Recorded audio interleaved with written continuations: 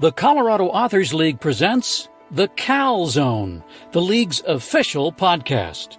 Welcome to a place for tasty conversation about books, art, and more, all created by members of the Colorado Authors League.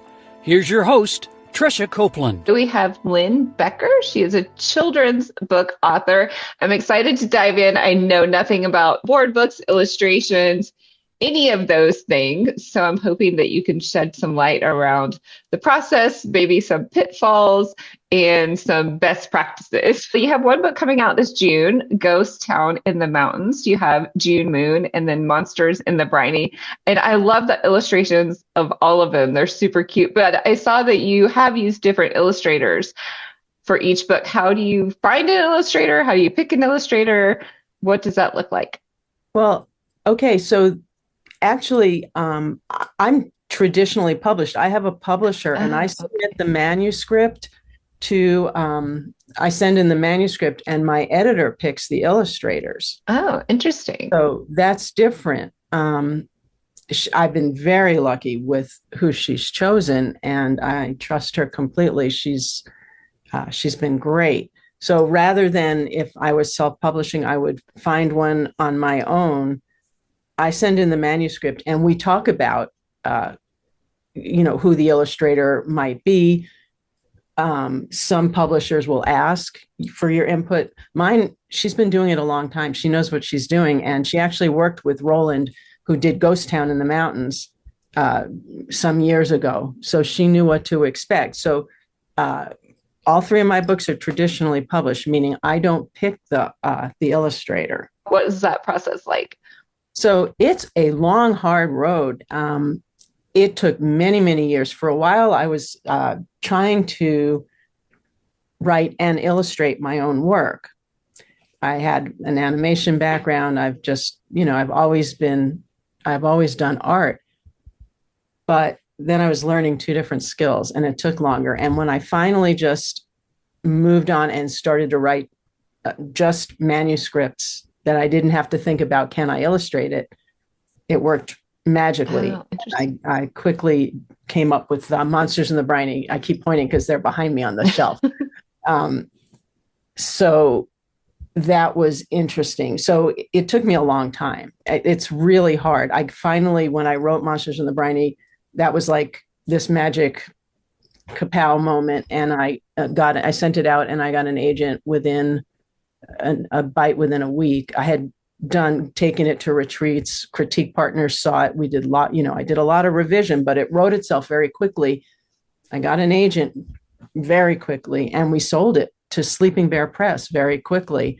So it was sort of like this, weird conjunction of things that doesn't usually happen, or it hadn't happened to me in many, many years of trying. So you have to be patient if you want to be published traditionally rather than self-publishing. But the last thing I want to do personally, me, is have to go out and market my books on my own.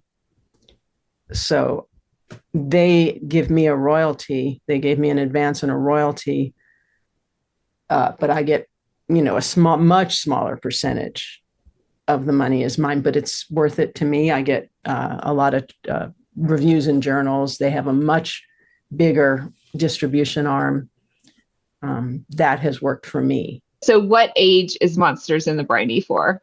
Monsters in the Briny is, anywhere from 3 to 8 enjoy it, but I would say 4 to 8 is the sweet spot. There's a lot of very sort of the language. It's a song. It's to a song. It's a sea shanty.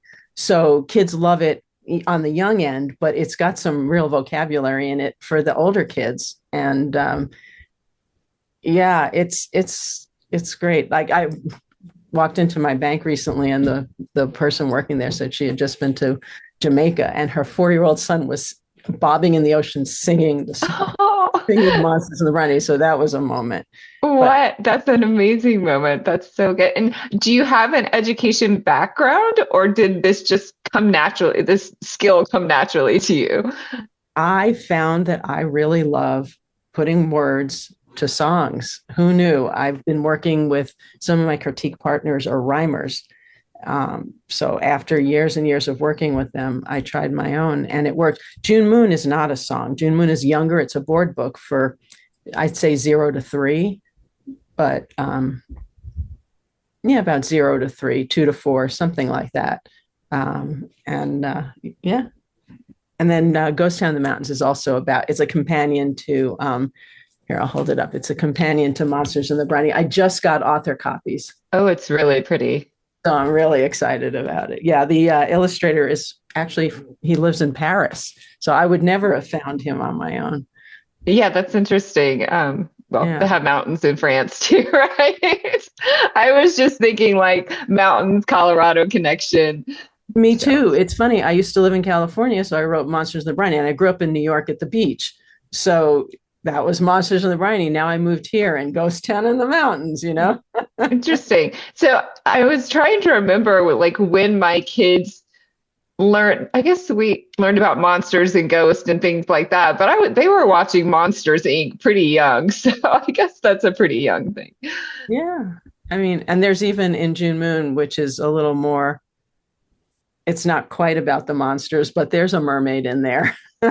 Oh, okay. You got to have a little magic. A little magic. Well, talk to me about how you got started in writing, the types of groups you went to support to, and those things about what that process looked like for you. Yeah. I was always a reader and a writer, almost an English major, but I think Ulysses, the book Ulysses by James Joyce, just made that impossible.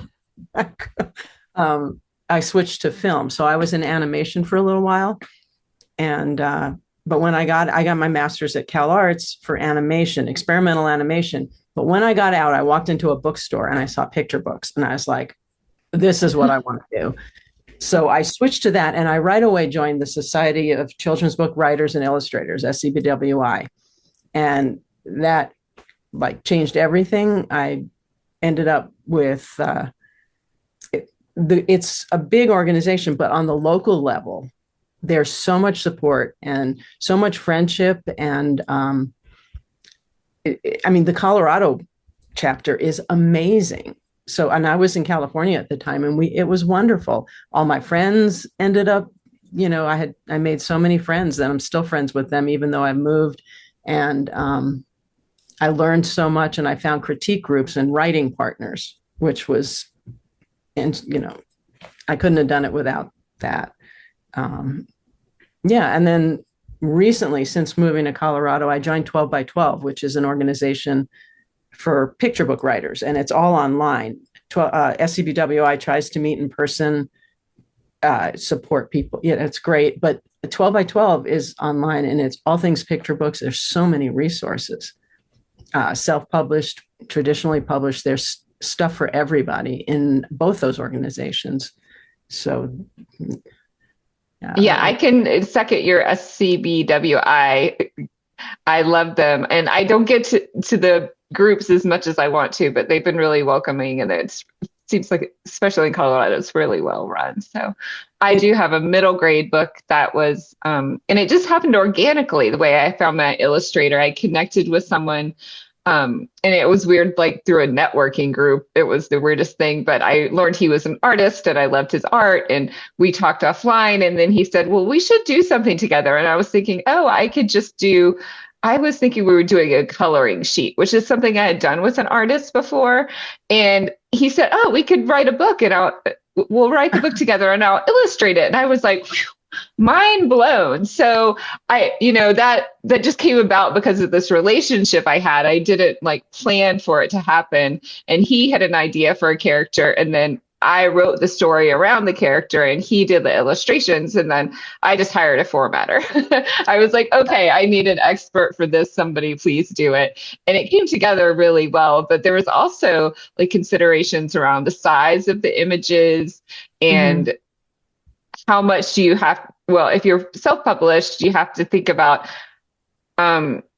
like I uploaded to the Amazon Kindle platform. So because it is such a big file, they make you charge a certain amount for the book. And then obviously if you do color, then it's even more expensive. And I mean, obviously those are higher value books, but it's something I didn't expect, like a size fee, I guess, even for the electronic copies, which was interesting. So well, obviously you didn't have those issues to think about, but those were some of the issues that came up for me. I keep hearing how it's a learning curve because, until you do it, and just like anything else, until you do it, for me at least once, I don't know what I'm doing. The second time it's like, oh, I got this, but the first time I'm like, I am so clueless. Yeah, it's been really fun actually meeting the Colorado Authors League authors at events, because there have been some events. Lions Library had one, and bookstores and things, group events. So it's so fun to hear everybody's stories. It sounds like Monsters in the Briny and then Ghost in the Mountain are kind of a series. Do you plan out other books, or does your editor say, oh, yes, I would do this one? Or they just come to you and then your editor says, yes, I'll publish that? Well, it's kind of interesting. So for me, I don't want to just put any words to any song. I have to feel like there's a reason these two things are together. So I was I had written all these manuscripts and I sent them out, and I didn't know which to send to who. And you get rejections along the way, but I finally felt like I had this body of work, and I was like, if I keep writing, it'll get even more complicated. So I decided to send those stories out. And in the meantime, I'd write something for me, just what I would have wanted when I was a kid. So I wrote this poetry collection about different kinds of monsters, magical monsters, and like all kinds of mythical characters. And I got to Kraken, and I was like, my daughter does D&D, I'm going to do a sea shanty. She's like, sea shanty. So I wrote I wrote a Kraken song, and everybody like laughed every time I read this thing in a critique group or something. I knew I had to expand it into a picture book. So for me, a sea shanty about sea monsters makes sense. So then what do I do to follow it up? Because June Moon had already been written for a different publisher, but I liked this publisher. Well, what else can I do? It was hard. I don't know. I was doing yoga one night, and okay, Ghost Town in the Mountains popped into my head because that's a ghost town that's about a ghost town. So it's a ghost town with ghosts. To me, that makes sense. And I was able to write it. But if it's random, I just can't do it because it doesn't make any sense to me. Right. It has to come, the inspiration has to come to you. And I'm thinking bluegrass. Is it a bluegrass song or no? No, it's a folk song. She'll be coming around the mountain. Okay. Yeah, it's a folk song. So, and actually this is kind of weird. I was like, does anybody even know that song? Well, I was in IKEA one time, and this little girl, 4 or 5 years old, walks by singing, she'll be coming around the mountain when she comes. I was like, yes, it's going to be okay. So, well, it's funny. This is the oddest connection. Me and my husband are walking yesterday, and he starts singing that song. And he's like, I do not know how this popped into my head, but it just did. Right. And well, I was at an event, and it was like a blasting event, and they were redoing a carriage, like a vintage carriage, and so maybe that's where he got it from, but I don't know. I'll take it. All those connections are there. It's so bizarre. I walked into the Boulder bookstore one time, and I was like, oh, do you have Monsters in the Briny? And he looked it up, and he's like, oh, this is great. My wife is in a a cappella sea shanty band. I was like, what? And it could become a children's a cappella sea shanty. It wasn't for kids, it was adults. And they ended up getting it. There was this musical event, and they invited me to, just because of this weird thing. But if you don't know the song, I stick music in the back. Oh, okay. So, I don't know. But if you know music and you don't know, or if you don't know music or the song, then you're out of luck. But well, there's music on my website. I always like to put up a karaoke version on the website. Oh, fun. What do you do with a grumpy kraken, crabby, cranky, crusty kraken? What do you do with a grumpy kraken, kraken in the briny? Share some jokes and your best riddle. Feed her cakes, some cookies, griddle. Teach her how to bowl the fiddle, kraken in the the briny. Yo-ho, and I we're flooding. Yo-ho, the deck is mudding. Yo-ho, our anchor's flooding, cracking in the briny. Yeah, well, and I think that might be a way. I mean, I think most parents at least would know those songs, right? And then they would teach the next generation. If they saw the book, then they would teach their kids that song. So, I don't know what songs kids know now. You're right. I don't either, but somebody pointed out nobody knew the sea shanty I did either, but it didn't stop the kids from enjoying it. So whether or not they know She'll Be Coming Round the Mountain, hopefully they like the whole thing. It's got repeating sounds. There's, yeah, it's done okay. It's doing okay. It's not even out yet, but I feel good about it. Well, it's so cute. It looks so cute. Well, and I'm thinking about, I think it's the term of, I'm not an English major at all. Is the term alliteration is when you use similar sounds and repeat similar sounds. Is that the correct term? Yeah, alliteration is when the beginning of the words is the same. Okay. There's assonance, which I love when the middle sounds within the words are the same. I do so much of that. Yeah, there's all kinds of English stuff in there. It rhymes. It has a little alliteration, as you say. I don't know. Well, and you must have hit the right chord with the rhythm in both of these. Yeah, and that is a way I love to work, like poetry for me, or especially a song. It gives you a framework to work within, and once I figure out a story arc, or what I want to say, you can walk to the rhythm. It's like, I don't know. The best part is playing with the words for me. So I get to just walk and I'm the weirdo on the path who's like singing to myself and talking to myself, and I can't sing. That's the other ironic thing is, like, I wrote 2 songs. I can't sing. It's horrible. So that's well, that was going to be my next question. Do you have a music background? Play any instruments at all? No. Sure. I played instruments. Oh, okay. But I was terrible. And my husband is a sound engineer. He said when I met him, I can make anyone sound good. Oh, no. We have both agreed I have stumped him. That's funny. I'm not allowed to sing either, so I share that quality with you.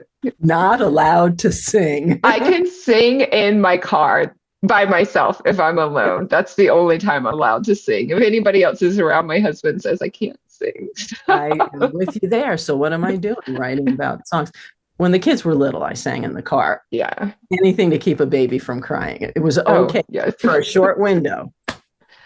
Well, and these books sound like they could become that, because I remember I had to drive an hour somewhere, and now it was Wheels on the Bus that my daughter loved. And I was singing Wheels on the Bus over and over and over again for a solid hour. I got there, I was ready to kill my husband because I was going to some event for him. And anyway. So. I've absolutely been there. So what tips and tricks or what other learnings have you found through your many years of trying to get your books published? Well, let's see. It's not easy. It takes longer than you think. If you do traditional, which honestly, I wanted an editor. I didn't want to just do it myself. I wanted someone to vet it so editing and also the distribution.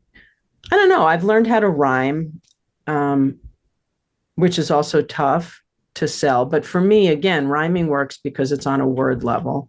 I don't know. Let's see. I know a lot, but I could answer questions. I don't know. Seriously, I've mentored people now. It's been a joy. Well, definitely the wordsmithing sounds like it would be the fun part, the creative part, right? Like what word fits perfectly with this in this space how many syllables do you need? What letters do you need to make the right sounds? And that seems like it would be, kind of where the magic comes in there. It is for me. Some people love plot and storytelling, and they publish, they've got different kinds of books, and I'm still working on that. But for me, that does not come easily. Like an intricate plot with a narrative, a character who, it's different. Like the character arcs are a little lighter here. This Ghost Town in the Mountains is action based. They go into, it's cumulative. There are different things I'm working on. So like traditional story structure is still a challenge. It's not easy. For me, the wordsmithing is just such a joy that I've discovered, poetry and concept books. And that's another thing. Concept books are a whole other thing. Concept books teach colors, or, they don't have a narrative structure. So those are fun also. Right. So one book I remember, One Duck Stuck.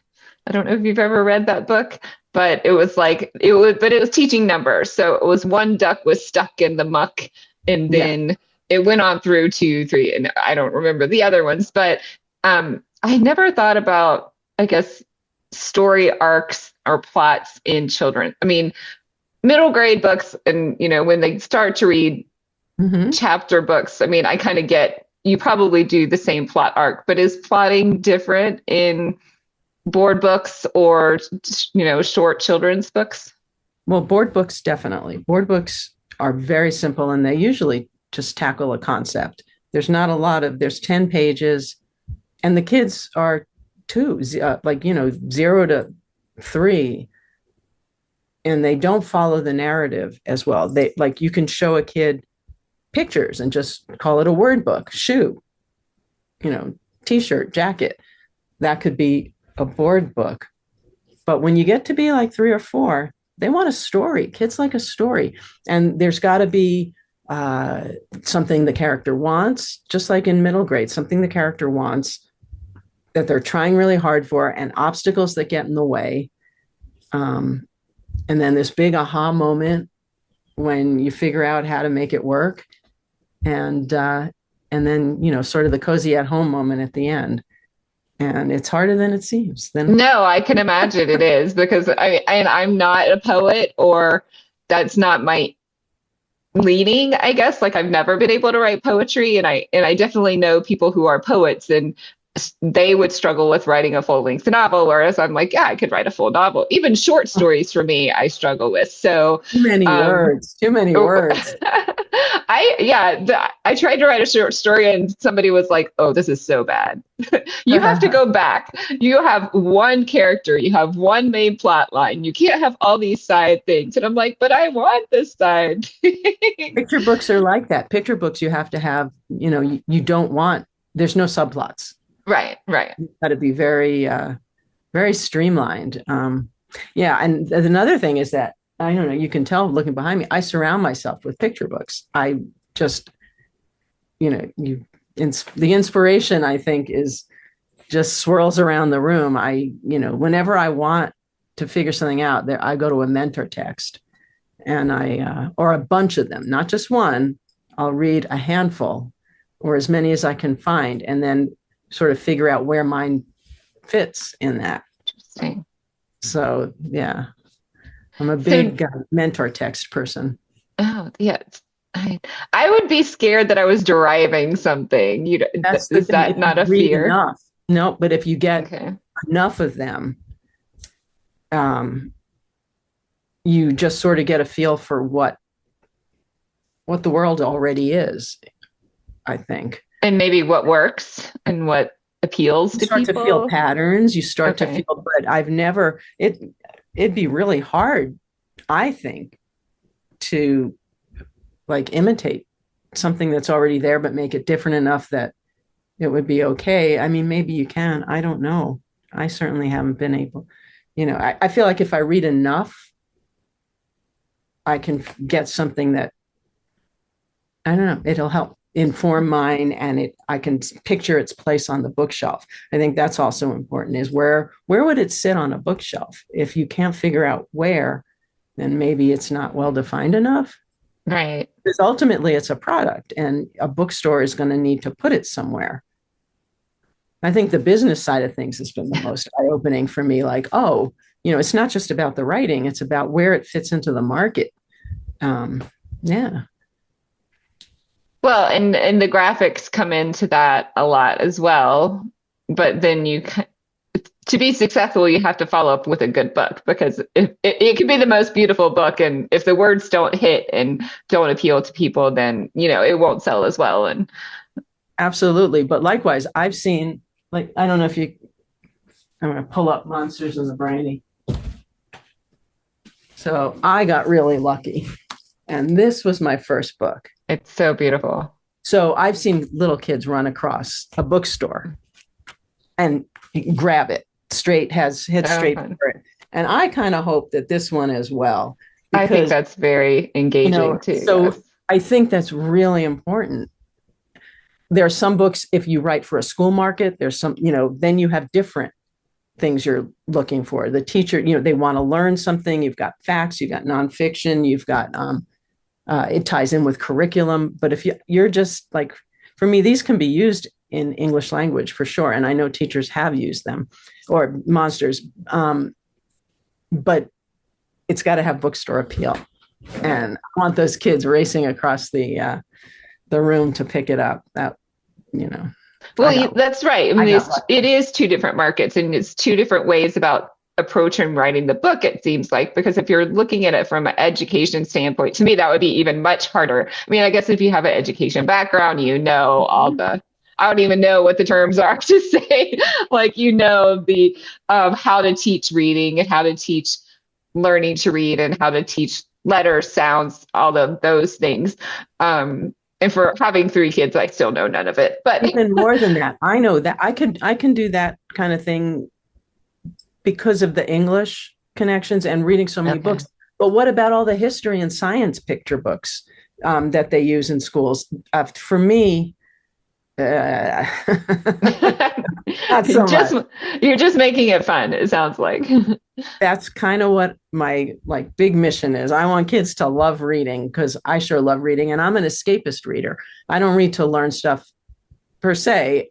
I read to go on a journey. And we need all kinds of books, and we need books that teach you, that do history. We need books that affirm kids.